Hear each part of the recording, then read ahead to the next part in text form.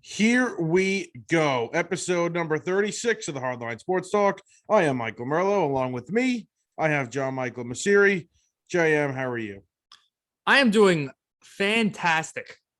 As you should. I had a great weekend, besides the Jets. But my Yankees are doing good, feeling good. And hopefully, we get everything done this week. And we're playing baseball at Yankee Stadium on Tuesday. I mean, the Jets, it's kind of expected.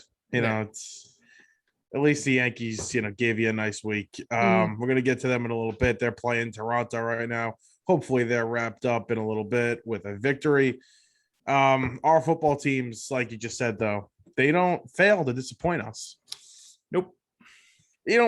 Especially with the Giants, I guess you could say the same thing about the Jets. The Giants they're good at something. You know what they're good at? Losing. They find different ways to lose, and it's funny. Right. Whether it's a dropped pass or a dropped interception or a missed tackle, that all them crucial parts in the game in which if they make the play, they win the game. Right. They decide not to make it. So they're just finding new ways to lose. They do it again with a dropped interception in the end zone, but so I was numb to it. The Washington loss hurt more. It hurt a lot more. I don't know why, but it's just I didn't feel anything. I was like, whatever, season's done. At least I can accept it, Well, because those kinds of losses are like the pathetic ones. You're just kind of like, that's what happens. You just become numb to it. You're like, all right, this is what it is. We suck. This is what this team is. And that's like the way you cope with it. You're just like, you go into that like, I don't care.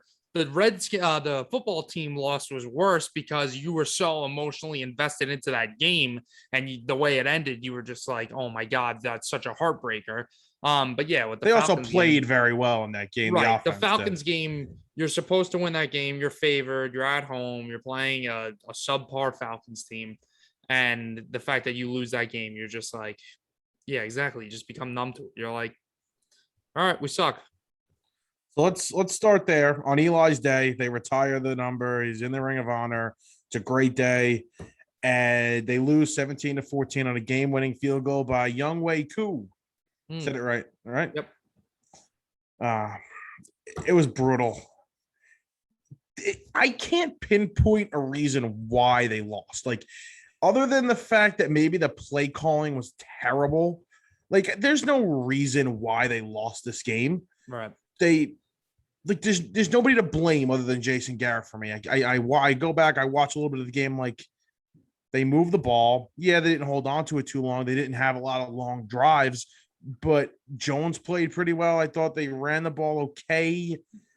It was just a weird game. It was a weird game to lose. It was a bad game to lose, and it effectively ended their season.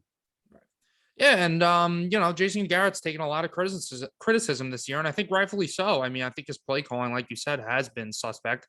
And this is a hire where you got a guy with already a tarnished reputation from Dallas, but that was in a head coach role, and you thought, a former quarterback himself, and a slightly decreased role as take a step back as a coordinator and not being a head coach and having to control the whole team, handle the media and whatnot, that this would be a bit of a better signing. But when you look at Daniel Jones specifically, his numbers since Shermer's left and they brought in Jason Garrett to call plays really has been worse. I mean, at least Jones's rookie year, when we were not sure about his turnover problems, he had a lot of fumbles and he threw some interceptions, but he showed a lot of flashes. I think his rookie year, he had that 5-touchdown game against the football team, and he had his NFL debut against the Bucs where he threw for 4. He was running all over the field.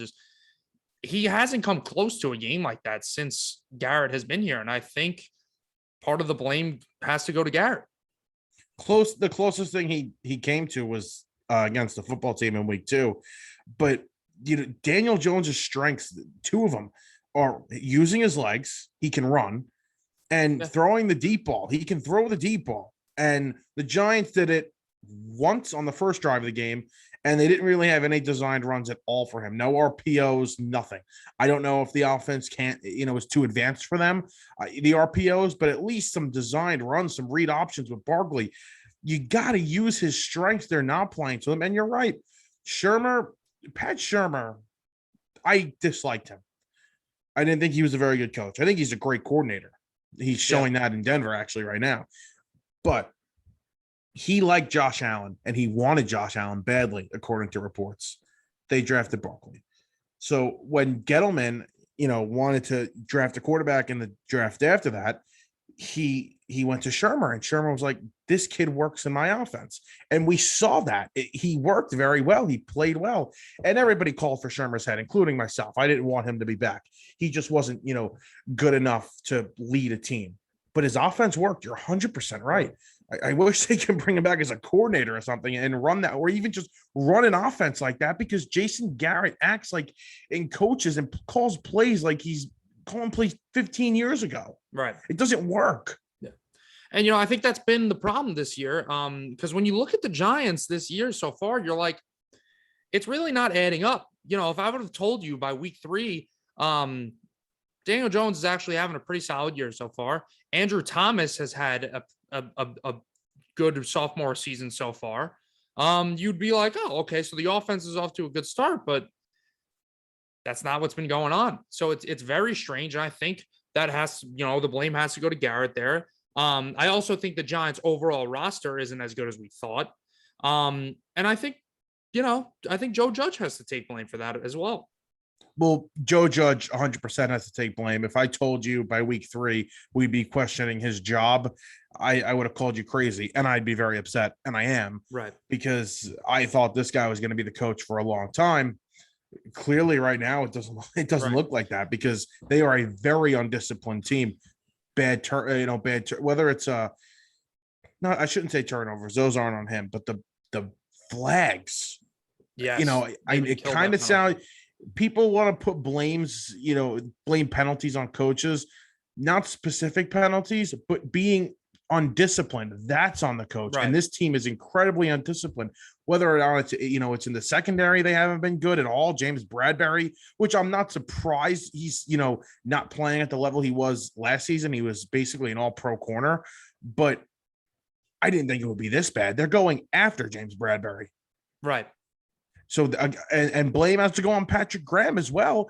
Patrick Graham's a guy that people want, interviewed to be their head coach last offseason. The Giants ended up giving him a little raise for this year to bring him back. This guy's not going to be interviewing for any jobs next year if the defense keeps playing like this. No.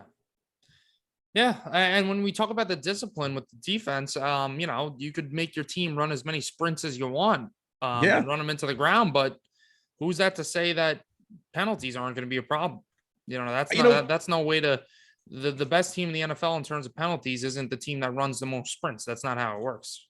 And Judge, I like that Judge is tough on his guys. I do. It's football. I don't know how to coach in the NFL. I don't know if it works or not. But if he's trying to be like Belichick, when Belichick was in his prime and when he saw Belichick, that's not the way to go. And this is why I think a lot of coaches under the Belichick tree don't work out, is because they try and be Belichick while he's in his prime, and they do things while he's in his prime. But you have to go back and look and talk to Bill and say, what did you do here when you were a young coach? Because there's a big difference between when Bill was a young coach and Bill, even 5 or 10 years ago. Right. Yes, he's a tough ass. Of course, he's hard to work with now. He's the greatest coach of all time, and he knows exactly what he's doing.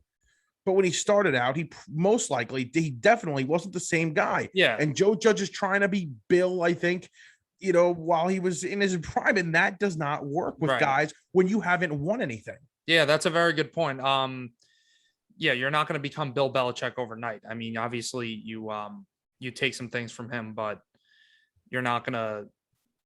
You can't just take everything and try and remodel becoming Bill Belichick. That's not how it works. I don't think Judge is doing that either. Right. But whatever he's doing, it's not working right now. So yes, they got to figure that out. This Giants team. They got to turn it quick. And listen, they could go on another run like last year and end up winning 7-8 games this season. And Joe Judge, his job is fine. But, I mean, he better hope they do that, because if this team ends up winning 3 or 4 games, then I I think ownership might be hesitant either way. It depends how the season goes, obviously, and if things are toxic and there's problems and with the players and the media, it really snowballs.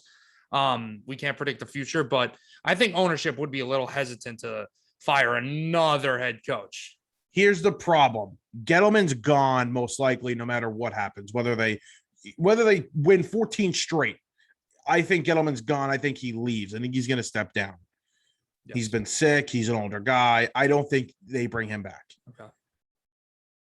Now, let's say Judge does enough. Like you just said, they go on a run. They win 7 or 8 games, and he fixes everything. Even Jones looks good. Do you fire a general manager, keep the head coach, kind of like what you did with the last hiring where you're on different timelines now? The GM didn't hire this guy. It's not, it doesn't line up. It's not good. I understand your point of not wanting to fire another coach. I agree. You have to let something, you have to let somebody try and build this. See, that's tough because, you don't want the head coach to hire you want the GM to hire the head coach, and you kind of want to go clean slate. But I think if you want to fire Judge, then it depends how Jones plays this year, but you might have to fire Jones. You might have to get rid of Jones because you're going to get this guy another head coach now. He's going to go into his 3rd different head coach and a brand new, and now a brand new GM. So, and now 2 potential high picks with your pick and the Bears. And I see that as a lose-lose because if you keep the head coach, well, you're like, okay, well, Daniel Jones doesn't have a new head coach now. He's still got the same head coach. So that's good. But now you're like, well, this GM doesn't really, who knows if he clicks with Joe Judge now because, now they got a new GM. Joe Judge hired him technically. And then, like I said, if you go to the other side of it and you do fire Joe Judge and you keep Daniel Jones, now, yes, you do have the GM and the head coach connected, but now the quarterback is under his 3rd head coach in his 4th season in the NFL at that point. So it's kind of a lose-lose scenario. That's why you need to hope that. But even if Joe Judge does do well, like you said, Gettleman's probably still gone. What exactly? What am I hoping for? Exactly. The only hope I have here is that Jones shows you continues to play well, even improve a little bit, and show you, yeah, I'm a franchise quarterback. Like I'm the guy. Then I will say, Judge stays. Right. And you bring in Kevin Abrams, who's been like supposed to be the next general manager for the next 5 years. He's in-house. He's an in-house guy. I will say, I think that I'm kind of like backpedaling on the point I just made. The whole another head coach thing, I think is a little overrated because if you're a good quarterback, I think that can actually help you. We just saw Justin Herbert have a fantastic rookie season, and then Anthony Lynn got fired, and now he's got Brandon Staley, and the Chargers are off to a great start. So I think if you're a talented quarterback, no matter what, you're going to succeed. So if Daniel Jones does end up, did you hear this? I was playing with this thing. I don't want it to be picked up on the mic. No, you're good. Oh, okay. So I think if Daniel Jones does have a good year this season, and you do want to move on from the head coach, because let's say Jones has a good year and they still win 4 games or whatever, and there's problems, then I think he could handle that. And it's also up to the new GM. Does the new GM want Daniel Jones as the franchise quarterback? Or the new head coach? But yeah, I would. Let's pump the brakes a little on the Joe Judge getting fired right now. Obviously, we're only talking hypotheticals, but like we said, they better pick this up, because if not, then we're going to be having this conversation week after week. At this point, I'm not even rooting for them. I'm rooting for them to win, obviously. Like rooting against the Bears for the pick. Right. I'm rooting for them for what you just said. Fix the culture of this team. Show me that, okay, it's still a young team. It's Joe Judge is still a second-year head coach. Let's let it build a little more, and let's hope that we can bring back a lot of these pieces for next season. Maybe not just Garrett, but you know what I mean. Continue to build the offensive line, continue to build the defense, let Jones grow more, show me that Jones is the guy, maybe get rid of Saquon Barkley, and just no more dysfunction. You can get rid of Gettleman. I don't know how okay I am with bringing in Kevin Abrams. I do think this franchise needs a fresh start somewhere, but it can work if Kevin Abrams can be a little different than Dave Gettleman. Yeah. I think Dave Gettleman has had very, very questionable draft picks, especially in the first round. Obviously, the Saquon Barkley pick was questionable, and now the Kadarius Toney pick. You're like, where the hell is this guy? He's not getting significant playing time at all on this team. He played like 40 snaps, and he's not getting week. a lot of attention. He's not getting lots of targets or anything. And he's a guy who's supposed to add a dynamic twist to this offense. So, and help out your young quarterback. And that's not happening right now. You know what the funny part is? Darius Slayton and Sterling Shepard got hurt in the game on Sunday. And they brought in Toney. And like I just said, Toney played the second most snaps out of any wide receiver. And they went to him. They went to him twice, and he got a first down. He made two guys miss, made them fall because they call him a human joystick, and he's very shifty. He's good, and then they don't go to him at all. I think this is more of a Garrett thing. Listen, if Tony's still not on the field in a few weeks, okay, I'm really questioning the pick. But let's I want to see yes, I want to see him on the field, but let's pump the brakes on that pick being a bust and plus. Honestly, I wouldn't say it's a bust. I'm not saying it's a bust. I just think it's questionable. It's questionable. Yeah, but either way, let's just say Tony's I obviously don't want to miss on him, but let's just say Tony's like a third string wide receiver. I mean, the number 3 or 4 wide receiver. Are you gonna bring up Azeez Ojulari right now? No, that pick that the Bears have potentially with the way, especially they look at Justin Fields, looking like almost easily a top 10 pick and could be a top 5 pick at some point. Oh, agreed. So I'm still okay with the trade. I'm not okay with the draft pick. I would have went in a different direction because clearly they can't even rush the passer. Yeah, but I mean the Bears look awful though. You're right. The Bears look absolutely horrible. Definitely going to talk about the Bears in a little bit. I've had enough of talking about the Giants. Yeah. Let's talk about the Jets. Oh yeah. Do we have to talk about the Jets? I mean, what is there to talk about right now? And I obviously we're going to talk about the Jets right now, but I'm just annoyed. Like, what are we going to talk about? Oh, Zach Wilson has enough time to throw, but he's holding on to the ball too much, and it's Denzel Mims isn't playing. Jamison Crowder's hurt. It's all just. It's the same crap year after year. It's so. Can your offensive lineman shut up? Yeah, I don't really. The thing Connor McGovern said in that DM, I don't really have that much of a problem with that. That was just someone who DM'd him and was like, "Yo, why don't you block?" He's like cursing at the guy, at Connor McGovern. He's like, whatever. What are you doing? The Greg Van Roten thing, dude, who the hell are you to be calling out Zach Wilson right now? You specifically have played terrible.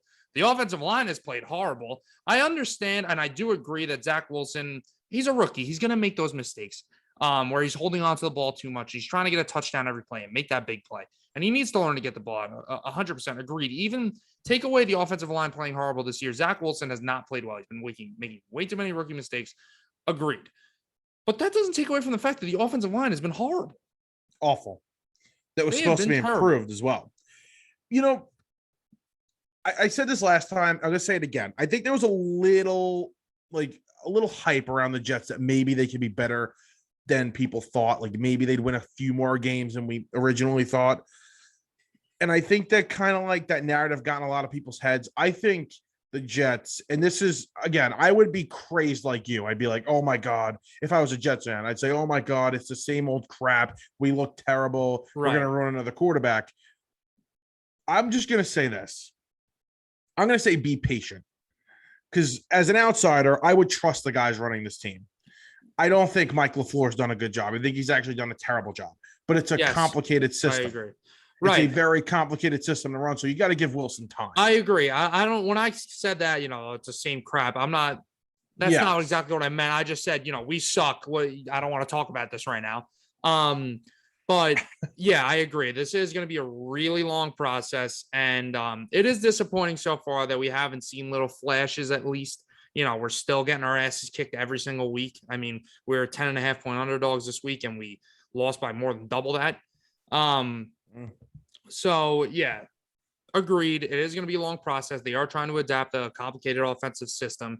Zach Wilson played at BYU. You know, he was not in a pro-ready situation, pro-style offense, whatever you want to call it. And it's going to take some growing pains. And this roster is extremely young. There's guys that need to develop. It's the offensive line still needs tons of help. They did not address the right guard position in the offseason, which has been brutal. I think that's crucial to them. They didn't address tight end, which was horrible. They didn't address their center. So do we want to blame Joe Douglas? I do, but I don't also, because like you said, this is going to take a while. So do we need to fix all our positions right now? 2020 draft doesn't look good. Other than that, I don't know how you can blame Douglas. He was handed a really terrible situation. Right. And there's a reason why he gave him, what was it, a 5 or 6 year deal? There's a reason why he signed that deal. And listen, the 2020 draft, yeah, you're right. Mims, which is the thing with Mims is bizarre because they are shutting down all trade opportunities with Denzel Mims. Teams have called. They're saying we are not trading Denzel Mims. So they obviously see this guy fitting into this offense in the future. I think maybe they're developing him because maybe he missed that development last year. Maybe the Jets threw him into the fire. And they're also trying to make him understand this system better. I don't know what they're doing. It's got to be like a work ethic thing where like maybe he's just not there yet and they're sitting him maybe I don't know. I don't want to slap that label on him, you know. That's what the guys on the radio this morning said. I was listening to Dave Rothenberg and Rick DiPietro, but it's so strange. Right. And this thing with the Jets, like and Rob Saleh and all coaches, I shouldn't just put it on the Jets. Oh, we had a great week of practice. Oh, Mims had a great week of practice. Coach, when you lose by 20, when you lose a game in general, I don't care if you had a great week of practice. Right, nobody wants that. Doesn't help me. What I want to hear from you, and it'll never happen from any coach in any sport or any general manager or any player. The fans, especially in this town and a lot of other passionate cities, want to hear honesty. We want to hear you be honest with us. Now, it's not going to happen. You're not going to come out and say, oh, we looked like shit today. But I mean, listen, we didn't play well. I got to look at things and we'll talk tomorrow. Right. That's it. You know, I've heard a lot of people say, oh, I hate when they say, well, we got to watch the film. Well, honestly, guys, I don't mean to sound like I'm smarter than everybody else, but like they actually have to watch the film. Right. They have to watch the film to see what actually happened because the film can tell you some different things. We know we played football. We sat through film meetings. But we're geniuses. Yeah, we're just absolute geniuses. I am smarter than everybody else. Yes. But Mike LaFleur came out 2 weeks in a row, said Mims had a great week of practice and he's inactive. Right. Like that doesn't make sense to me. It's not like, you know, oh, Mims had a great week of practice and then, oh, he's inactive. Well, you know, we have Calvin Johnson, Randy Moss, and Jerry Rice. No, we don't. We have Jeff Smith. So like, you know, that's not really a justifiable answer. I agree. I would like if there was some honesty and if Michael LaFleur just came out and said, and, you know, Robert Saleh did say he doesn't know all the positions well. So he did give us a bit of a taste of why. But, you know, if Michael LaFleur just came out and said, listen, we have a new system. We don't want to implement him in the system yet. He's not ready, whatever. But I think part of that goes from, you know, maybe for other teams purposes, they don't want everyone to know what they're doing, what they're building, kind of a thing. So I don't know. It's just very confusing what's going on with Denzel Mims. And if he's not ready and the Jets are getting some serious, you know, trade consideration and they're completely shutting it down, it makes it even more weird. Right. Like if they don't think he's going to fit this offensive system, you would think, okay, they'll listen to these offers. Right. But they're not. And, you know, I haven't heard this in the media yet, and I want to jump on it and shut it down before it even becomes a story. If there are any Jets fans who are going to be out there calling for Joe Douglas's job this offseason, let's say the Jets win 2 games, it's not going to happen. Save your breath.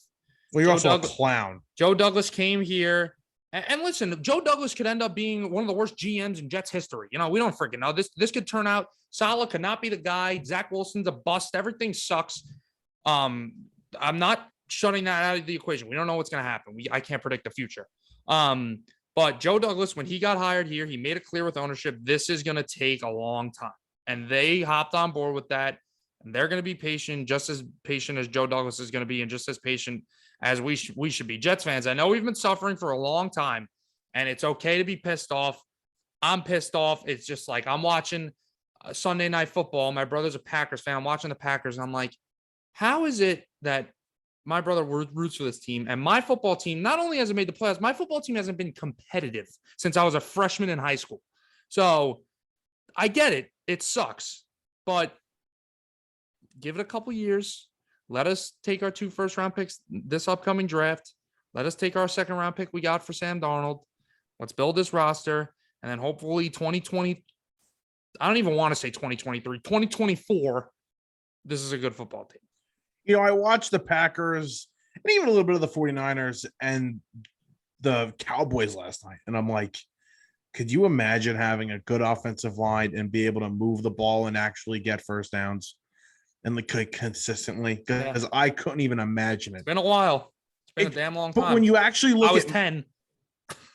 It's unbelievable how long it's been, JM. Like it's like both of our teams, like competence. Like even in 2016, when the Giants went to the playoffs, their offense wasn't great. So I didn't feel good about them. Yeah, their defense was carrying them that year.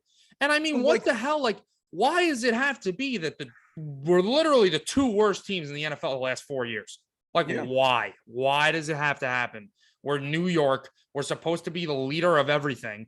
We have all the money, all the revenue, all the money, all the attention in the world. I almost said the F word. And we suck. We're the laughing stock of the NFL. Like, why? The Mets suck. The Knicks have sucked. The Islanders have sucked. Recent success, but they still have sucked. The Rangers even haven't won in freaking 30 years.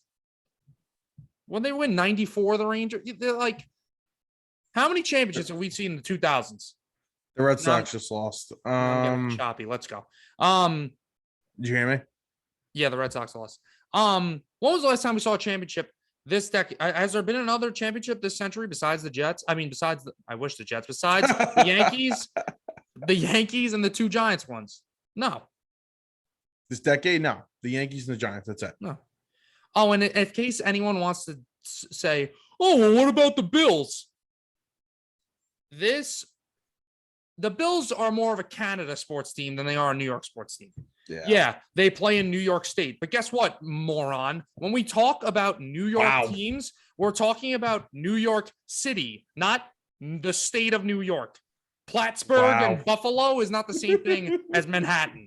So please stop calling the Buffalo Bills a New York sports team. It is so freaking annoying. I see these idiotic Bills fans on Twitter saying, oh, well, what about Bills Mafia? Well, we've been really good lately.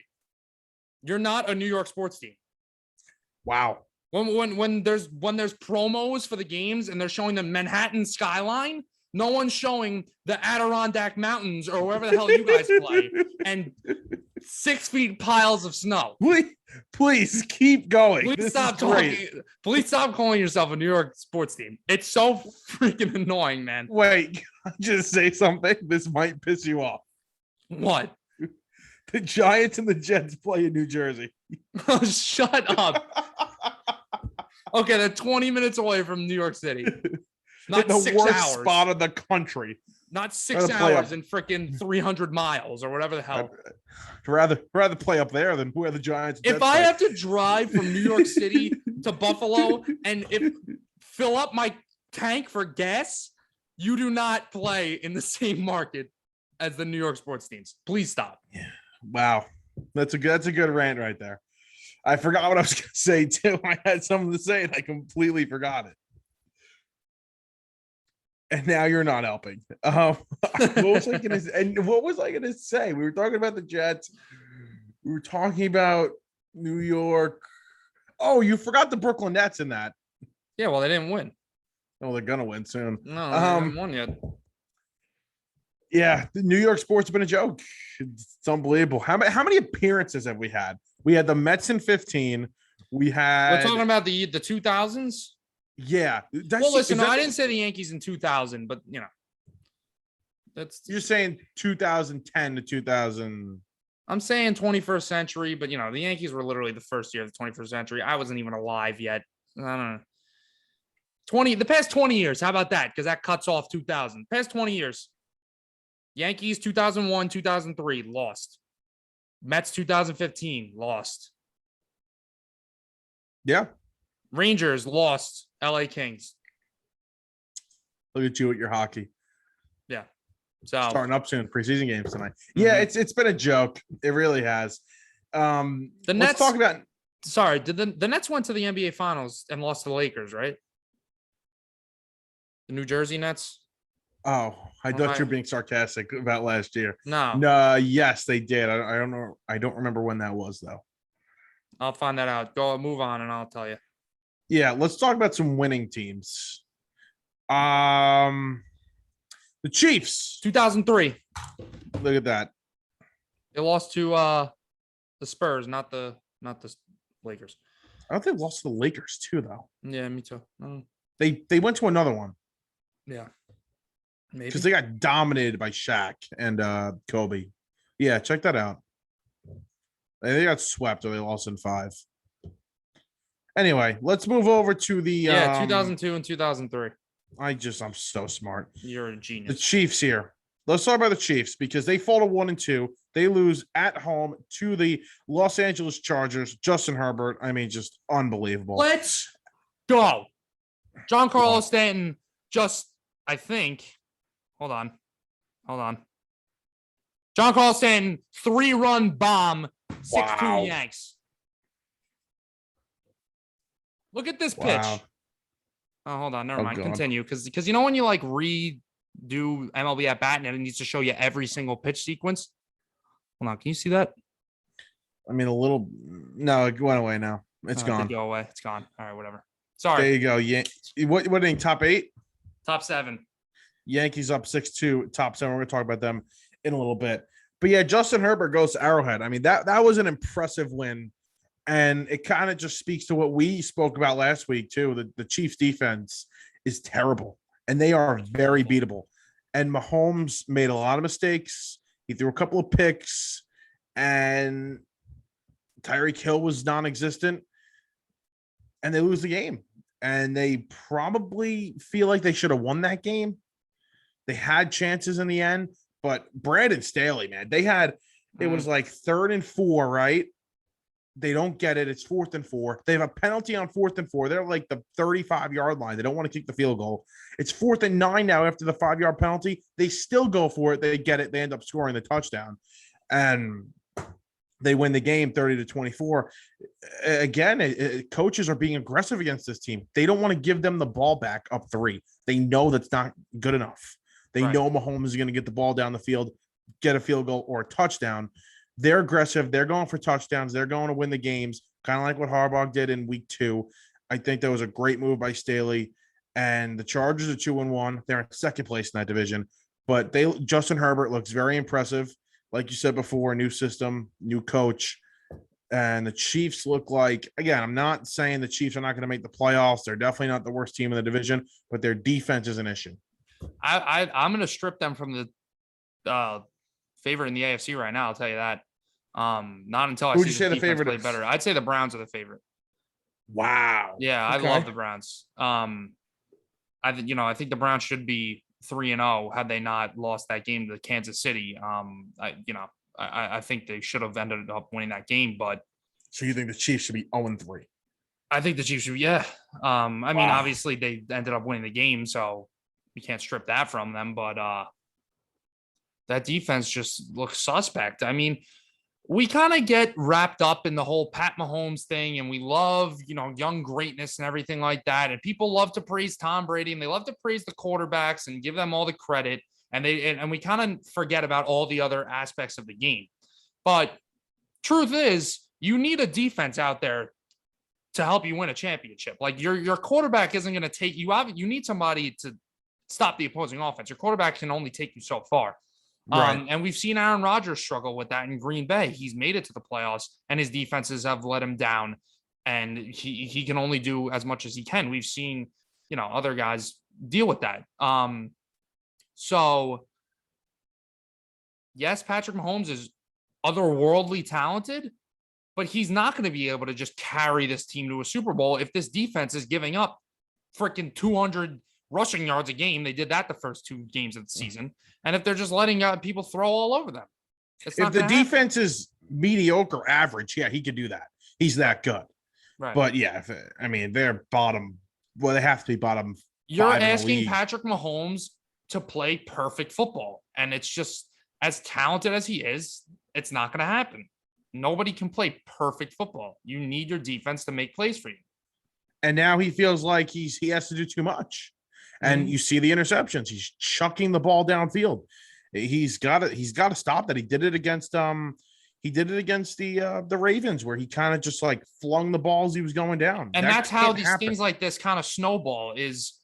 Okay, my defense isn't playing as well. Well, I got to make up for that. I got to make even more plays. And now trying to make even more plays does the opposite effect. Now you're making bad plays.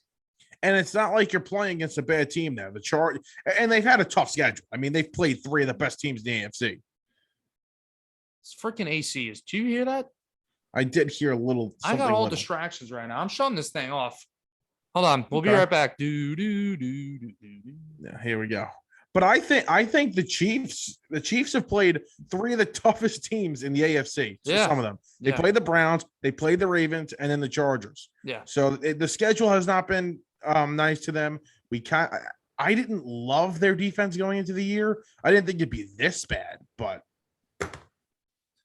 I mean, I think we kind of avoided it. Not even in a stubborn way, just like we didn't even think of it. We're so used to the Chiefs being so dominant, and maybe the defense isn't going to be that great, right? Whatever, because it hasn't been that great the past couple years. It hasn't been a top 10 defense in the NFL. It hasn't been bad. They have some playmakers on that defense, but it hasn't been bottom 5 in the league. And that's what it is right now. So yeah, I guess we just didn't realize it, and they got to pick it up soon, because this division is looking like it's going to be really hard.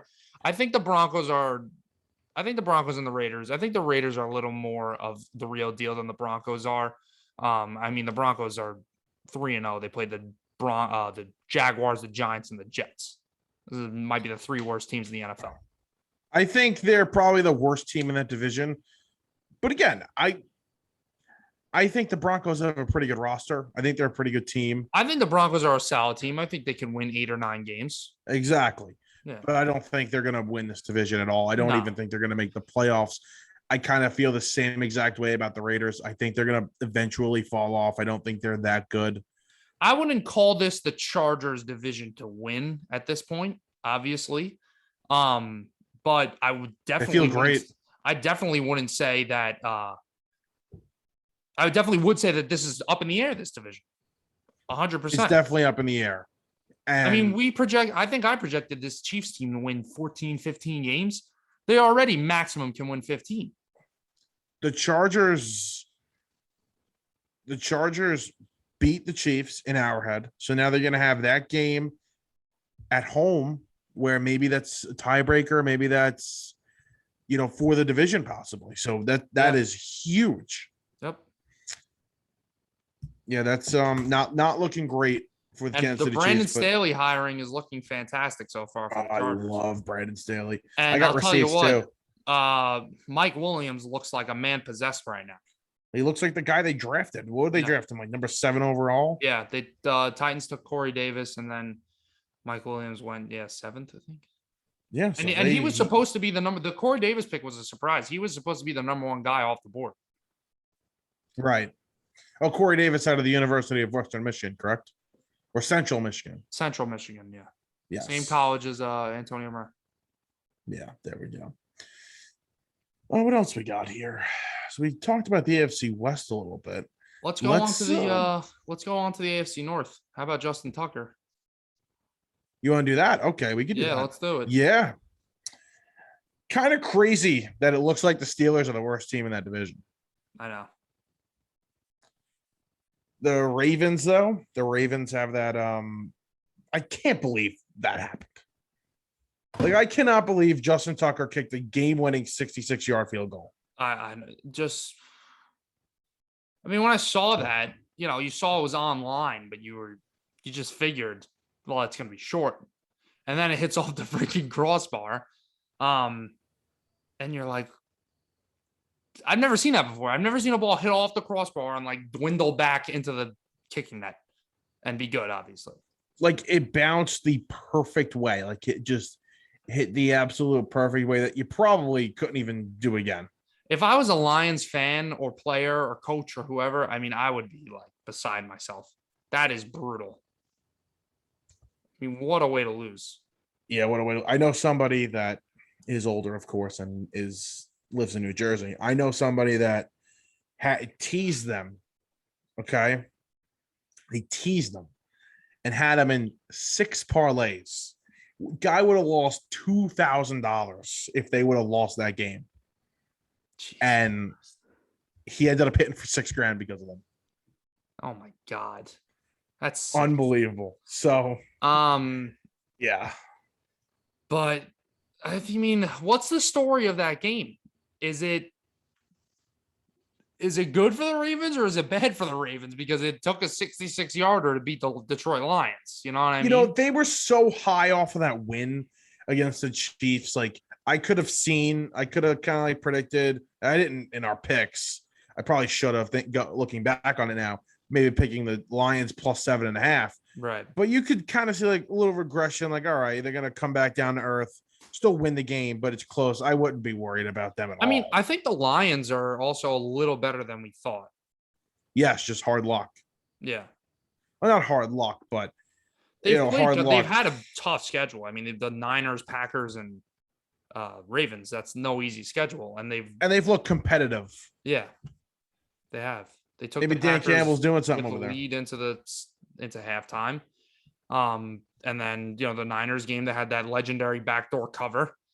And then this game, it took a 66-yard field goal to win. And, I think Marquise Brown might have the worst hands in the NFL. Bad drops? I didn't see. You didn't see? No. Oh, my God. If you can, look it up. Lamar Jackson throws a pass to him right by the pylon on the left sideline. Easy, uncontested catch.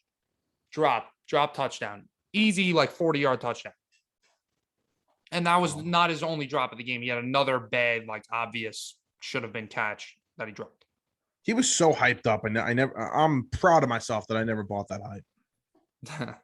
Obviously, I don't know if his game hasn't translated to the NFL, or obviously his hands haven't translated to the NFL well. So. Oh boy. Yeah. Quickly, Josh Challen. He kind of had that big game we expected him to have against Washington. He had 5 total touchdowns. He went off. He made some crazy throws. Looked like the Josh Allen of last season. And for my Super Bowl pick, I needed that. But yeah, they look dominant. They get a lot of Super Bowl buzz here. Yeah, I've seen it lately. Like somebody did a redo. A couple of people did redos, and they both had them in. I feel good about that pick, honestly. I think the Bills. Listen, they look pretty good defensively. Mm-hmm. So that's important, and they just got to get clicking offensively. Emmanuel Sanders finally had a good game. Diggs obviously is Stephon Diggs, and they use the tight ends well. They're very well coached. I wasn't really worried about them. I just wanted to see it happen, and they beat. Is the Washington football team's defense not good? That it might not be. It's bizarre. It really is, and that team's in trouble if it's not good. I think the Cowboys are going to run away with that division, to be honest with you. But yes, I agree. I mean, it's looked pretty bad, like subpar. I mean, they give up 29 points to the Giants. It should have been 40. They give up 40 to their secondary. The Bills. Terrible. Who would they play week 1? Los Angeles, the Chargers. And they didn't score points, but the Chargers had a ton of yards. Yeah. They left a lot of points on the field. Yeah, they have not looked good. It hasn't been easy, but maybe the Giants lightning in a bottle last year. I don't know. Bizarre. And Ron Rivera, like, what does Ron Rivera have to work with? He his pride and soul and his everything that he was banking on with this team was his defense. Right. And if they're not good, it's not like he's figured out the quarterback position. Mhm. Yeah, He's probably made it worse. He's lost his quarterback that they hoped to be their quarterback this year in week 1. So, I mean, he hopes to come back, but I'm saying, like, in general, like, even for the future, like, what has he done for this franchise in 2 years? well, I mean, like you said, I don't think he was given hasn't a found lot the, to work with. but he hasn't found the quarterback. He was given a pretty good defense. He's made it better, but he was given a pretty good defense. Yeah. I And mean, if I it's think not, he did a fantastic job of getting that team to the playoffs last year. agreed. But I'm just saying, like, some guys, they find the quarterback, they find something, like the defense isn't playing, and they don't have a franchise quarterback. Still, Right. But I mean, did he get hired before the draft when they the picked same Chase year Young? as Judge. Yeah, no, but was he hired before the draft? He was, right? Yes. Yeah, he drafted Young. So yeah, I could understand why you want to criticize him. They haven't found the franchise quarterback yet, but I don't think they were looking for him the year they drafted Chase Young. I mean, they still had hope that Dwayne Haskins would be the guy. And then this past offseason, what were they going to do? They were going to trade up. I have a question. I didn't have the football team as a discussion, but I'm happy we are. Mm-hmm. You should go back in time. Number 2 overall pick. You take Herbert, and you know what you know now. Herbert or Young? Oh, Herbert. No freaking question. You think so? Would I have a franchise quarterback, maybe future MVP, or stick with Dwayne Haskins and take Chase Young? Yeah, 100%. I'd rather have Justin Herbert. It's a tough one. I'd go Herbert too.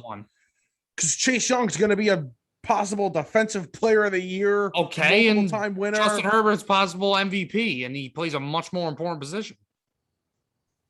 But overall, we knew Chase Young was the best player in the draft. He might have been the best player drafted. Yeah, but you just said to me, would you know what you're getting? Yes, agreed. Speaking of Dwayne Haskins, are the Steelers going to at one point let this guy start a game? Because Ben Roethlisberger is absolutely horrible. It's because we didn't really touch on the Steelers that much, and they are freaking terrible. The offense is pathetic. I mean, imagine drafting. Big Ben's a fat ass. The guy's falling down while he's throwing. He really is. He's falling down while he's throwing passes. He literally threw a 2-yard pass to Najee Harris, one of 14 targets that he had. And he falls down. And then he's that wasn't even his worst play. He's scrambling out and he sees, I don't know if he's blind or what, he's got a contact popped out or something, but he's got a guy open, but he actually has triple coverage on him, and he just decides to try and sneak it in the tightest window ever, and he gets picked off. Chill out with the Big Ben fat ass talk on. I mean, they call him Big Ben for a reason. I mean, he's really living up to the name. Yeah, big something. So good job. Yeah, I don't think that they should go to Haskins, because I think Haskins is a whole another can of worms. Terrible. So they probably shouldn't go to him. Is Mason Rudolph still there? Oh God, yeah. Where's Duck Hodges at? Yeah, it's not good over there. They really gotta start looking for the quarterback. They probably should have been looking for the quarterback. And yeah, please, when you have absolutely no offensive line, draft Najee Harris. Good, please. Very good. Yes. Reminds me of another team I know. And the Bengals look good. Zach Taylor's offense looks like it's pretty good. I mean, they beat a good defense. Jamar Chase looks very good. Mm-hmm. Burrow, Burrow's forgotten now, I think, because of Herbert. I think Herbert's kind of taking over that number one player in that draft, number one quarterback in that draft. Burrow still can play. He's still good. I think he's gonna. I hope that Zach Taylor works out for him. I hope that he doesn't have to go through another coach and new system. But Burrow, I don't know. He's really not been talked about a lot at all. Right. Just please get a lineman this offseason. Yeah. Thank you. No more receivers. Where do we want to go here? All right, let's go to the Rams Bucks. Big time game. Rams Super Bowl favorite right now. Dominate. Easy. Super Bowl favorites right now. I remember I really liked the Rams in the beginning of the offseason, and then I took a step back because I was like, all right, I like them, but I think the 49ers have a better roster, and I thought it was going to take some time for Stafford and McVay to kind of get going, kind of like Brady and the Bucs last season. New quarterback, new system. Take a little time. Has not taken any time at all. It looks like Matt Stafford's been in this system for 10 years. So comfortable. So good for them. They are rolling. Mm-hmm. They lose Cam Akers. So what? They got Darrell Henderson. I call him Darrell, but Darrell Henderson. I'm saying it the proper way. Darrell Henderson. Are you sure? Is that the proper way? No, I don't know. It sounds proper though. It sounds more proper than Darrell. It sounds like Darrell sounds like a rich guy, and Darrell doesn't sound like a rich guy. Darrell sounds like he works for UPS. Yes. Darrell sounds like a guy that owns a company. Big company. Darrell owns UPS. Darrell works for UPS. Exactly. And my boy Cooper Kupp, man. Oh boy. Yeah, he looks like a friggin' animal. That connection looks great. I mean, Deshaun Jackson's catching touchdowns like it's 2009 out there. So I remember when they had that signing, they made that signing, and I was like, that's going to work. As long as he's on the field, like that's going to work. I didn't think he still had all that speed, to be honest with you. They needed at least one speedster. Yeah. So, I mean, that's working out for them. But the defense looks good. The defense looks better than I expected, actually. And how come they lost a couple of guys? They lost Johnson. I thought Josh Johnson was a very important part to that defense. Mm-hmm. But I didn't think they would be bad. I just thought they would lose a step. And they lost Brandon Staley as well, the defensive coordinator, but they haven't. So I don't know. I think you're right. I think they're the favorites right now. If I had to pick one team to go to the Super Bowl, it's them. But I don't want this like early hype. Like I want to see this team go all the way. Right. So like I don't need this early hype with them. I hope they don't fall off a little bit. Like just come on. Right. Keep winning.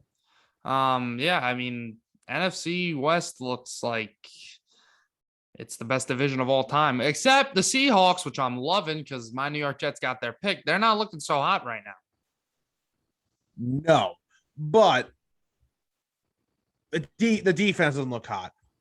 Russell Wilson looks odd. Right, but he kind of does this every year where he gets off to that great start the first half of the season and he kind of fizzles out. I don't understand the Russ hate, man. I think Russ is a great quarterback. I mean, when we did our quarterback rankings, I had him in the top 5. I think he's a great quarterback, but great guy. I'm honestly not the biggest Russell Wilson fan personality-wise. Like he's a nice guy, 100% good guy, does a lot for the community and whatever, but in like his personality annoys the crap out of me. I think he's like the corniest guy in the NFL. All these like cringy videos he posts on Twitter or whatever. I'd like to meet Russell Wilson. Hey, Seattle, blah, blah, blah. We got a deal or whatever the hell that thing was. But yeah, NFC West looking hot. That Sunday night game, Packers Niners, tough loss for the Niners. I think they'll be okay. I think it's going to come down to this division is going to come down to who beats each other when they face each other. But obviously you want to win as many games as possible, but Aaron Rodgers is going to Aaron Rodgers. You can't give him that much time. I mean, you knew that was going to happen. It's unbelievable. I was going back and I was watching those videos when he brought them back against the Cardinals, when he brought them back against the Cowboys. It's just unbelievable how good he is at that. And he really is, like, he's still so good. Right. His arm looks like he's 10 years ago. Yeah. Yeah. So they are no surprise that the Packers would be good again. Right. So they look good. You know, I don't know. Did you watch that game entirely? Yeah. The officiating in that game was awful. It was funny. It was actually comical. You're right. I mean, between Devontae Adams getting speared in the throat, basically, by a 49ers safety, then you got a Packers or a Niners receiver, I forgot which one, catching a ball where they literally took the ball and, like, you clearly saw the ball hit the ground. They called that a catch. Well, I think he had like the control of the ball. What? I think that's the new rule where like if you control the ball. Well, everybody hated the old rule where but I think now they're going in the opposite. Like they're not finding that like middle ground. It's the opposite now, where like that doesn't make sense to me. How if the ball hits the ground, Like he didn't bring it in, and then like the Dez catch where he brought it in and reached and it popped out. That was like, it looked like to me he was still catching it because he didn't really like bring his hands in. They were still out in front of his body and the ball hit the ground. So, but whatever. That's a debate for another day. Dez didn't catch it either. Get over it. Dez did catch it 100%. Dez is you know what? Yeah, it looked like the refs had the spread there, the 49ers. But there were like a couple of penalties where like, what is going on? Like what? All right, whatever. And then I remember like they threw like 3 flags on the Packers, and then somebody on the Packers tripped a 49er, and I'm like, another flag. Like, this is getting obvious. This is crazy. Yeah. And I'm like, all right, he actually tripped. That was legit. Yeah. There were a couple where like, all right, the Packers are just being like, they were an undisciplined team at some point. They were making a lot of mistakes. Right. But the defense is terrible. The Packers defense? Yeah. They had a good night. The defensive line had a good night, but overall, like you could score on them. You could do whatever you want against them. The defensive line, though, I have to give them credit. They were in Garoppolo's face all day, which I was shocked about because they have a good offensive line, the 49ers. But other than that, you could do whatever you want to that defense. Right. And the pass rush looked good the other night. It didn't look good the first 2 nights. First 2 games. No, I mean, they were getting torched by the Lions. And obviously, we know about the Saints game, how bad that was. That was, Roger said that was an anomaly, and I agree. People were like so worried about them after week 1 that was stupid. Right. And they come out, they beat That's the 49ers. What we do. We overreact. I find it so funny, and this is going to be a good segue into the game on Sunday night, which I am just you don't understand how excited I am for the Bucs Patriots game. But there was a story that came out Sunday like morning about how Rodgers really wanted to play for the 49ers. Like that rumor was true. And how LaFleur kind of got like pissed at Shanahan because they were like constantly, he was calling, he wanted to make a trade. Excuse me, my AirPods just fell. And whatever. So I read the story. It was very interesting. He did want to go there. That's his childhood team or whatever. And it's funny how these stories, like the day of, all these stories come out. Like Sunday morning before the game start is the day for the stories and the drama to happen before the games go on. And the amount of stories, I love drama. I love stories. As much drama as I can get with my sports teams, other players, I'm good with. The amount of drama and stories there are going to be about Belichick and Brady Sunday night. I've never looked forward to a game more that my team wasn't playing in my entire life. I cannot wait for this game. I can't agree with you. I mean, I guess I'm just like a rotten Brady hater, but I'm not. I get the excitement, and I am excited, but I would not go to the lengths to say that. Like, oh my god, I'm, you're not like the most excited I am, but like so excited. This season, easily the most excited I've been. I mean, I think the Bucs are gonna mop the floor with them. So do I. And I honestly don't know who to root for here. Because, like I said, obviously I hate the Patriots and I am a Brady hater. I mean, I respect the crap out of the guy. I think he's otherworldly talented, and he's, I'm not calling him the GOAT because I don't think he's the greatest quarterback I've ever seen, but whatever. But, Belichick, I'm not rooting for the freaking Patriots. I hate Belichick, and I hate the Patriots. But then, like, if I were you, I'd root for the Bucs. I am rooting for the Bucs. I think I am rooting for the Bucs. I'm rooting for my pick, whoever. Because you know what? It does, like, Brady does get to stick it to the Patriots and stick it to the Patriots fans, which is going to be fun to watch. You hate the team more than the player because the player left the team. I'm not mentally ill like that where I'm like, I don't mind the Patriots. Just like those Patriots fans that love the player more than they love the team. They're actually just Tom Brady fans, and now they're Buccaneer sold fans. out for them. Idiots. When I was in Boston, I was asking fans. I said to this kid, I'm like, you're a Patriots fan, obviously. You guys are sold out, sold your souls for this guy. Right. And he was like, that wasn't me. Like, I respect Tom. I'm trying to do a Boston accent. I respect Tom, but I was still a Pats fan. He was saying basically, like, listen, good for Tom Brady. I wasn't rooting hard for him. I was happy for him, but it wasn't like I was sitting there like, let's go Bucs. Right. They made it about themselves, these Patriot fans. It had nothing to do with you. He left you. He flat left you. Right. Agreed. But yeah, I'm excited. Me too. Long segment, man. We got to get into some baseball here. Well, I mean, you listen. A lot happened. Okay? Yeah, there was a lot happening. Too much to cover, honestly. We're going to take a quick break. Maybe this is a tease in the radio podcast world. Maybe we'll talk about some Kyrie Irving. Oh, maybe not. Yeah, let's do that. We'll be right back after this. Here we go. Episode 36. We are back. I teased Kyrie Irving. We're not doing that because he's not worth our time. It was just a joke. We do want to talk baseball, though, because that is worth our time. Baseball is hot right now. And the Yankees are hot right now. And the Yankees have been one of the most probably the streakiest team in all of baseball this year.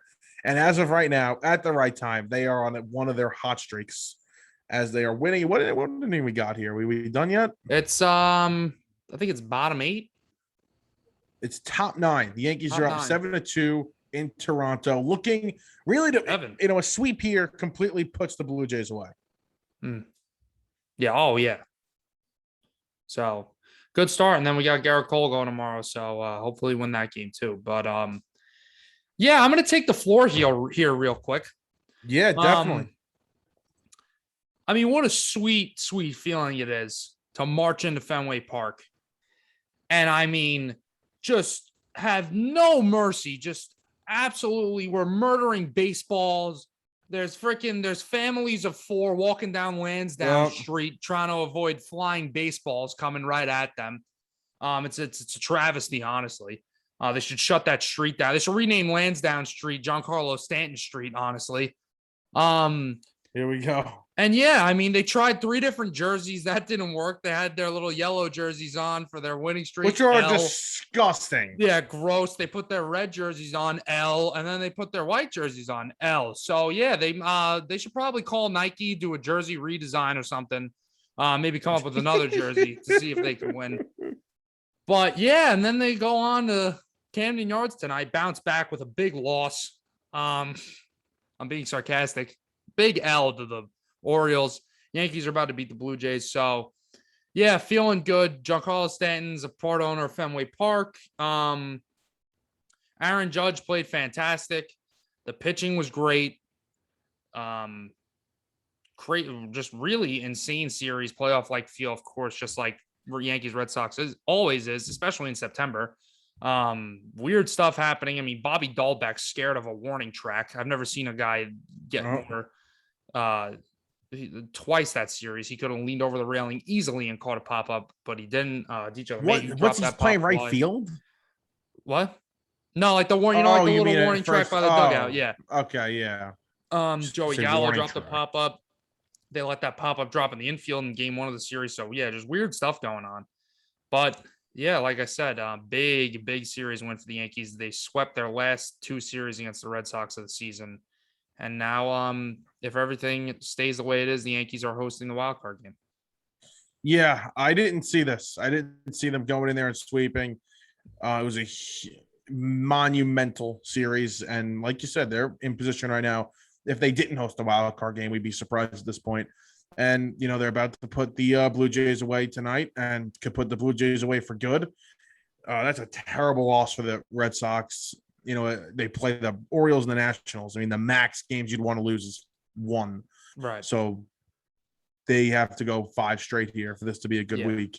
I mean, I would say I still, this team, the Yankees have been so inconsistent. They could, go 1-4 the last 5 games of the series season after this. So I don't want to say I'd be surprised if they're not hosting the wild card game just yet.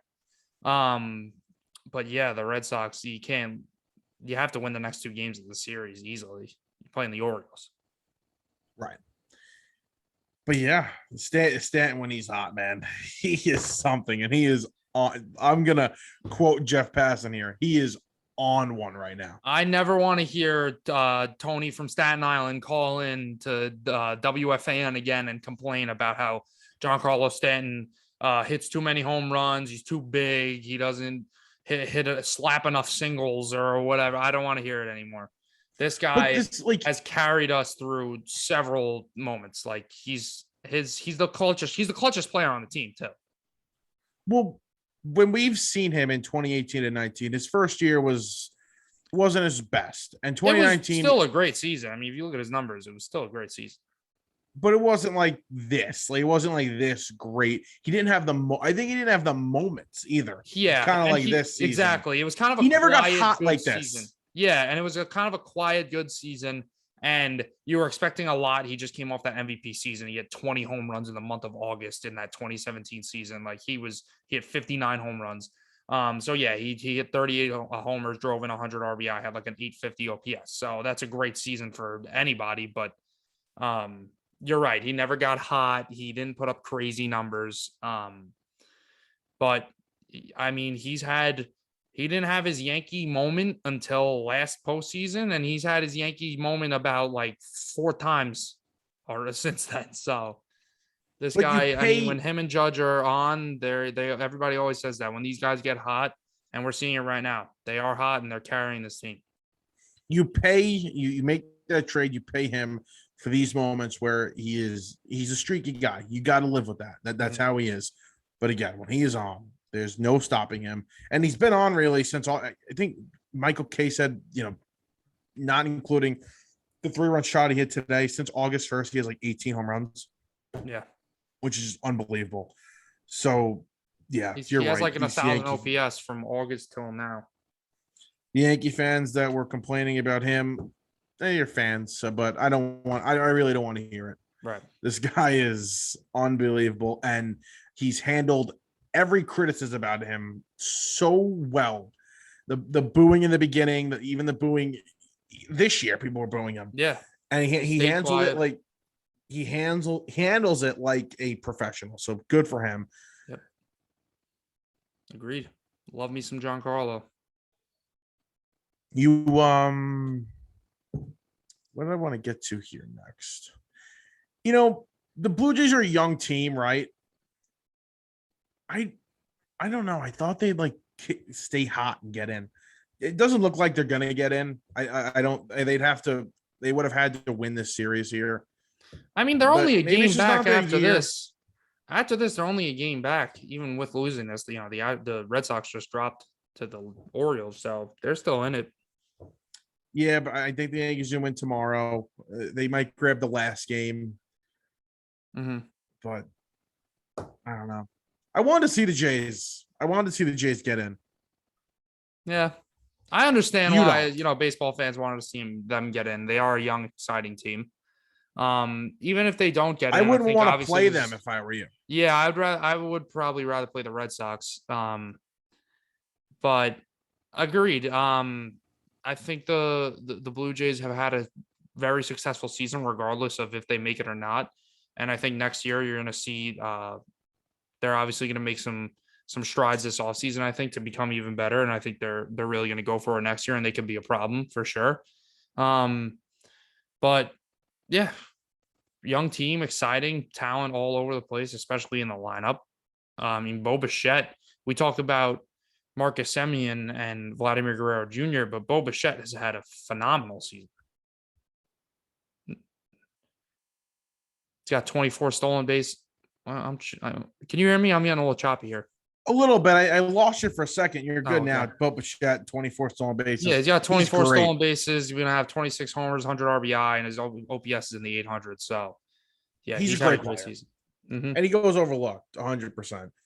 He gets overlooked. Excuse me. Something also about the Yankees, and I know you're not going to want to hear this. Aaron Boone's the guy, man. I think they're going to extend him.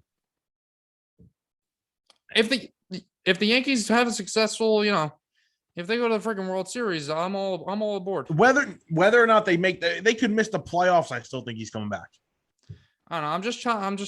I'm kind of tired of the whole thing about how much control he has, and if he's if he just works if he's a puppet for the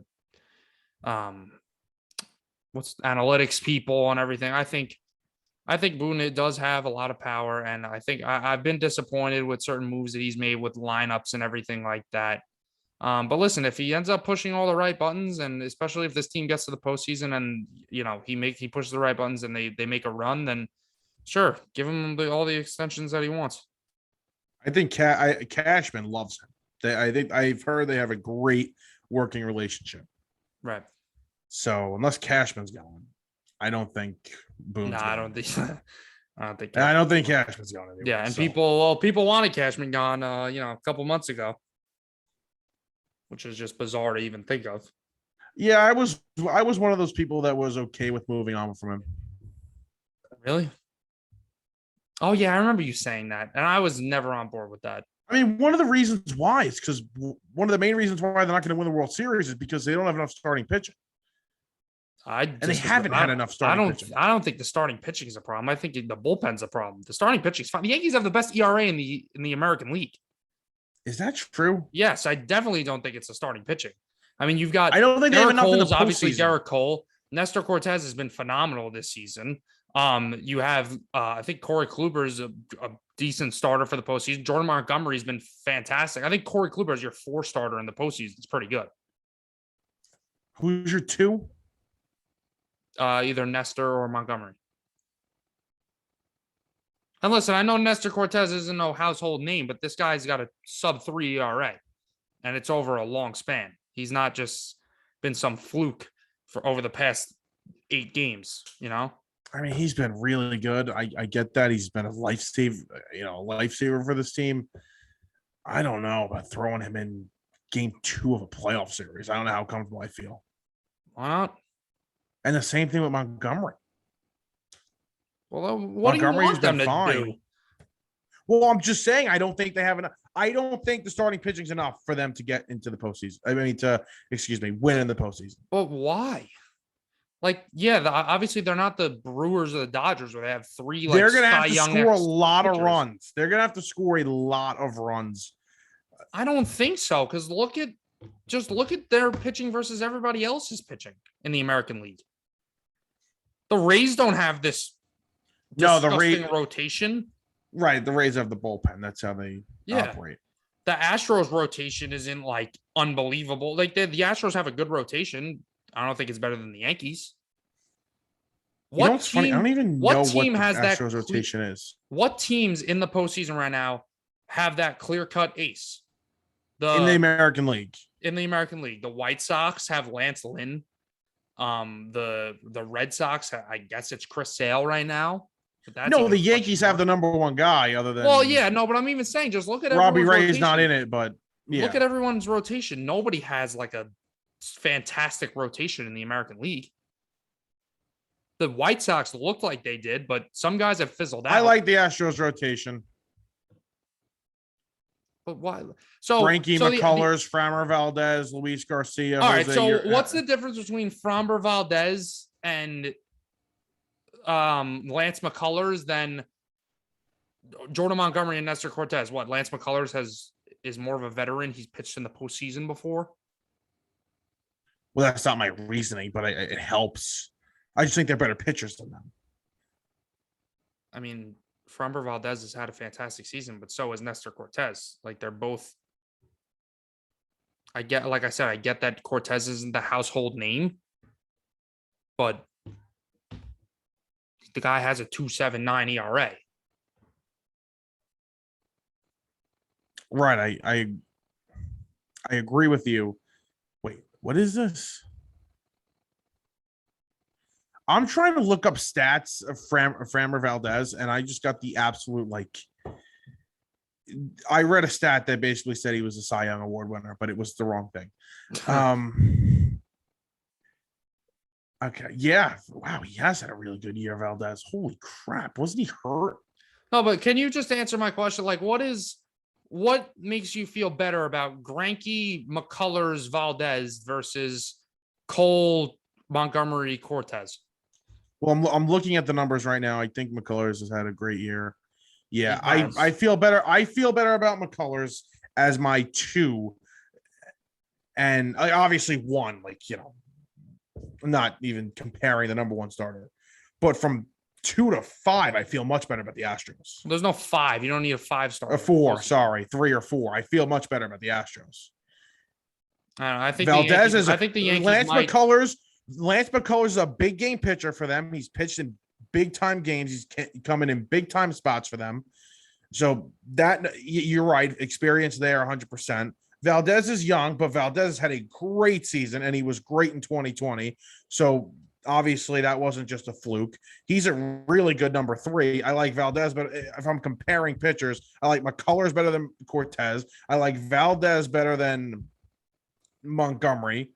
Yeah, but I think the difference between those guys is really not that much, not that big of a deal. And then obviously the Yankees have maybe the AL Cy Young right now and a top 3-2 pitcher in baseball. Like I think like even if you want to say the Astros rotation is maybe a little better, which I disagree with, but sure, I'll say that. How much better is it? It's not like we're talking about the Yankees rotation is the problem. I think it's the bullpen, and I think the bullpen actually might be able to. I think the bullpen might surprise people, and I don't think I'm being a homer here. I think when you look at the bullpen right now, Luis Severino, like we were saying months ago, where I said I hope they bring him back and bring him back as a reliever. They've done just that. His stuff looks electric. They're getting Jonathan Loáisiga back soon. Clay Holmes has been one of the best relievers in baseball since they traded for him. And then I agree with you. I think the bullpen's going to shine. And then obviously you have Chapman, who's a bit suspect this season, but he's still a good reliever. And when he's on, he's almost unhittable. I think this narrative about the Yankee bullpen a month ago, yeah, it was 100%. You were worried, you were scared. It's been very good the past month. I don't like, obviously you're in the back of your head, you're going to be worried about it. As a fan looking on it, I'm not worried about the bullpen. I'm serious, and I understand they've had a good regular season. I don't trust those guys in the postseason. I'm sorry. I think that'll be the downfall of this team. I'm predicting that will be the downfall of this team. Sure. You could say that, but I'm just arguing that, like, I don't understand what the reasoning could be. I mean, I think that's kind of a lousy argument to say, like, oh, it's just experience. Like Lance McCullers has pitched in big games for the Astros. Like, okay, yeah, Nestor Cortez is obviously a surprise story, and he doesn't have that electrifying. He doesn't even have 100. Cortez has been great. He hasn't pitched 100 innings yet. Okay, but he's pitched 88 innings, and he's been one of the the most important pitchers for this team this year. Again, I agree. He was a lifesaver. He just pitched against Boston. Postseason. He just pitched against Boston in Fenway Park in a big game and gave up. It went 4 innings. It went 4 innings. Okay, yeah, they had a quick leash on him. He's not that starter who's going to go into the 7th inning. I'm not saying he's like that, and they don't need him to be like that. They need him to give them 5 innings. Oh, I hope so. And that's the way it usually is in the postseason. How many guys do you have in the postseason that they're going to go pitch 100 innings, throw 100 pitches and go into the 7th inning, go into the 8th inning? I mean, the great ones will, and as many great ones as you have will help that. Well, my point is nobody. I'm not saying the Astros have ones. that many guys, but nobody in the American League has all those great ones. The only ones I could say would be the Dodgers have that, and maybe the Brewers. I mean, I can make the same argument about Freddie Peralta. He's had a great season, but he's a young guy. He hasn't thrown a ton of innings in his MLB career with these numbers, and he's never pitched in the postseason. Same thing with Corbin Burns. So, I mean, I get your point. I would understand, like, why you would be a little suspect about Nestor Cortez, but my point is, like, the rotation has been fantastic this year. And it's carried the team at certain points. The rotation has been the strongest unit of their team the entire season. So I'm not that worried about the rotation. We're going to see in a couple of weeks. Okay. In a week. And also you have to remember that game 1, that series, you got to hope Cole can go 2 games if need be. If you win the wild card game with Cole on the mound. Because game 1's not going to be Garrett Cole. Game 1's going to be Nestor Cortez or Jordan Montgomery. I think you're going to see. I don't even know if this team's necessarily going to use a 4-man rotation. I think you might see Luis Severino open a game or whoever be an opener. Let's see how Corey Kluber does. That's it. I wouldn't use Kluber as an opener. No, I'm saying let's see how Corey Kluber does if they trust him as being a starter this postseason. You know, he's and that's even in question. I mean, this guy hasn't pitched a lot and he's been injured. But he's your 4 starter. And you have, Tyon got hurt tonight, but like they have so many weapons. They can get creative with this pitching staff.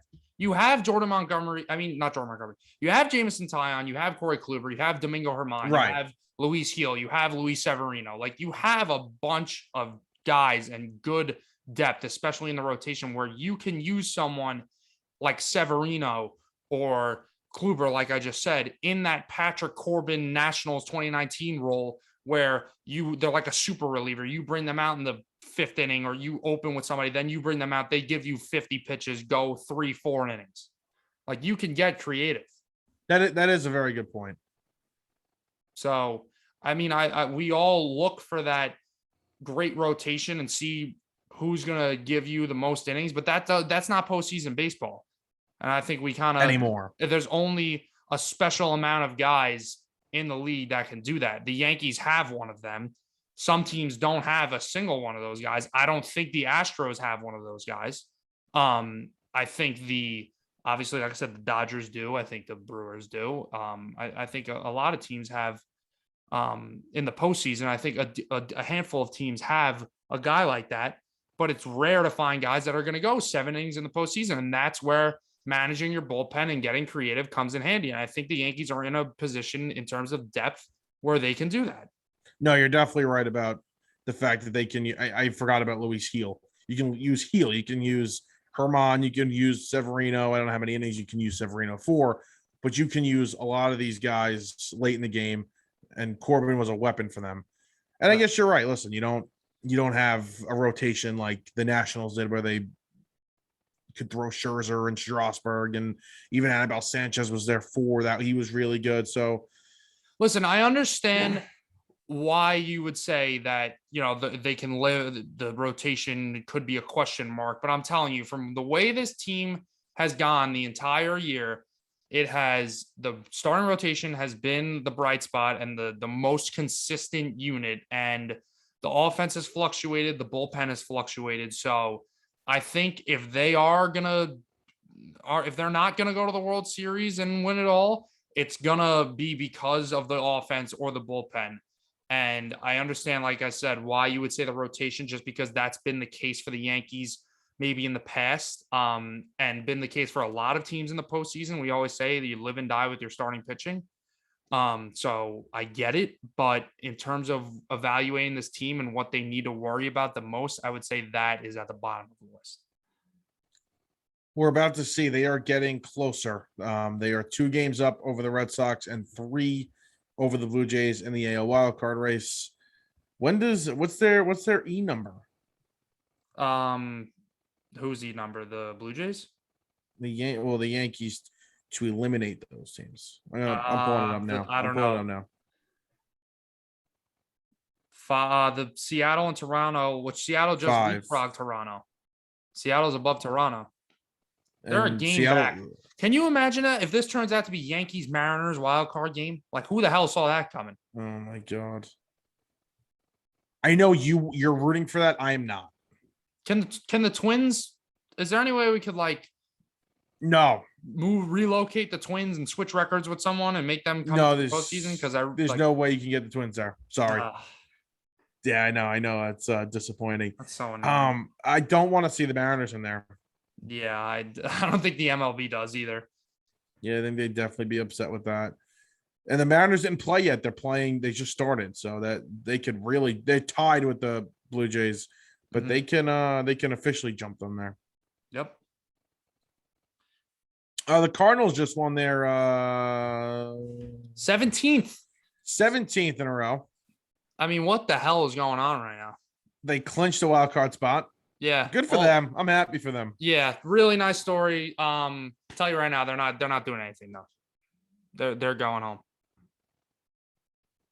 They're losing the Dodgers in the wild card. You would hope so, right? That game is going to be something. That is going to be a good game. And I would love to see the Dodgers lose. But even if they do beat the Dodgers, I don't think this team's really going anywhere. And I mean, you like to be hot going into the playoffs, but we've seen that, no matter how hot you get, we saw with the Athletics 20 years ago, their 20-game win streak. And then we saw with the Indians, their 22-game win streak in September. Like, Yeah, but like this is the last week of the season. I Like this understand. is Yeah, I get it. I get it. listen, But I'm not saying they're going on a run right. because I'm hoping the Dodgers are going to be my World Series pick. Right. So It's a very cool story. Hats off to the Cardinals. But I think that Dodgers team is just so they're good. dead. Like, They're done. they're done. Already. Yeah. But Brandon Belt. it is baseball, What? so you never know. Brandon Belt is going to miss 4 weeks with a fractured thumb. Yeah, he got hit in the hand yesterday. It's a big loss for the Giants. They're starting first baseman. I think he was hurt before already. Mm.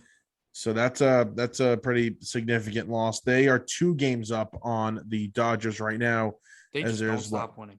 They both of them don't stop winning. They don't stop winning. The Giants are the first team to reach every 10-game mark of the season. So the first to 10 wins, the first to 20, first to 30, first to 40, and so on. Like they have been the best team in baseball the entire season. Listen to this. Listen to the stat line from Brandon Belt. In 97 games played, he's got 29 home runs, 59 RBIs, 274 batting average, 378 on base, 597 slugging, a 975 OPS, and a 159 OPS plus. They're the fine wine Giants. I don't understand. Brandon Belt, Brandon Crawford, and Buster Posey. I don't know what they did, but they're all having great years. It's a huge loss for the Giants. And again, 2 games up. Let's see what if the Dodgers can catch them. You said before, you talked about how inconsistent the Yankees are. This has been the most inconsistent season that I can remember in terms of teams around the league. I mean, the Yankees going up and down, the Red Sox going up and down, the Blue Jays even have been going up and down. Obviously the Padres up and down, and they've been down for a while. The Cardinals are on a 17-game win streak into the postseason now. The Mets were up and down like crazy. The Braves up and down. So it has been baseball. It really is true. It's a marathon, not a sprint. And I think that statement could not be proved more this season. It's been a crazy ride. And the Mets went 103 days in first place, and they're going to be under 500. Unbelievable. Yeah. Oh, what else we got? You sold on Shohei yet or no? Yes. Shohei MVP. Okay. This is not only a matchup for postseason spots, but Garrett Cole and Robbie Ray, whoever has the better start, this series probably wins the Cy Young. So we'll see what happens with that. NL MVP, we've said Harper, we've said Tatis, we've said Soto, we've said a bunch of guys. Juan Soto is my MVP. I mean, the month of September that this guy is having is insane. I think this is one of many MVPs he wins. He's an unbelievable hitter. He's see what Stroman said about him? Years old. No. Stroman called him the best player in the game, the hardest hitter he's ever faced. Like just complete praise for him. Yeah. I mean, the guy's got a 7.2 WAR. He's batting 321, 471 on base, 1,020 OPS. Like he has been just absolutely ridiculous. You know, I want to bring up his September stats because they are just absolutely ridiculous. So in the month of September, Juan Soto is batting 430 with 7 home runs, 22 RBIs. He's slugging 744, and he has a 590 on base. Wow. These are his on base percentages by month. So we know about the first half he had. Really didn't have that great of a first half. We weren't even considering him in the MVP conversation. So 410, 387, 407. Those are his on base percentages from April to June. Then July, 487. August, 505. September, 590. So that's crazy. Those are like Barry Bonds on bases. So yeah, Juan Soto MVP for me, and then my Cy Young in the NL, Corbin Burns. Yeah, I'm with Corbin Burns there. Right now I'm with Ray, but that can change if Cole has an incredible start tomorrow and Ray kind of like shits the bed. Mm-hmm. But I'd say Robbie Ray right now. Dude, I'm going back and forth here with the numbers on Soto and Harper. It is like, and you know how much I love Soto. He was my preseason MVP pick. It's close. It is. Harper's got the OPS plus, everything like The that. slugging, he's got a 621 slugging, Harper. Yeah, that's ridiculous. And he's batting 313. His on base is not. His on base is 430 to 434. It's almost 30 points lower than Soto's. Right. God. I'll be different from you. I'll say Harper. Yeah. I give it to Harper. Before we wrap this up, I just want to bring up this point about if Juan Soto, and I don't think the Phillies are going to make the playoffs, so I don't know how much this is going to matter. But if Juan Soto misses out on the MVP because his team has been terrible, I really just don't understand how in baseball this can be an argument. And this is my counter argument to that. And I think this should shut down the conversation alone. If you look at the numbers of Bryce Harper and Juan Soto, right? And then you look at their team's records and you're like, oh, the Phillies have had a much better year. What does Bryce Harper do that would make his team go to the playoffs that Juan Soto doesn't do? Like if you take Juan Soto and Bryce Harper and swap them and switch their years, switch teams, you really think that Juan Soto and the Phillies would be just 6 games under 500? No. Either way, you're getting a guy who has an 1,050 OPS and has all these insane numbers. I really don't get how you could be like one guy is not going to make a team make the playoffs. It's just a ridiculous argument. This isn't football. No, I completely agree with you. Yeah. So that's it. I mean, the one thing I'm looking at here, I just amazed by how close this race is. Okay, Soto's on base is 30, almost 30, it's 28 points higher, 27 points higher. But Harper's slugging is what's 621 minus 549. Whatever, that's 60 or 70 points higher than Soto's. And the on base and then the OPS plus. Well, I'm not very good at math, so that wouldn't help. By the way. I'm going Harper. Again, I hate both. I actually don't hate Soto. I hate Harper. But yeah, I'm going Harper. Okay. And then you said you were going Corbin Burns in the NL Cy Young? Yes, Corbin Burns. My boy, Corbin Burns. Very good.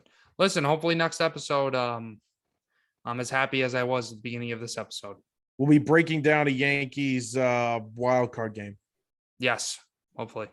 Will they? What's the date? Tuesday. They're playing next, so a week from today. Yep. Yeah. Nervous.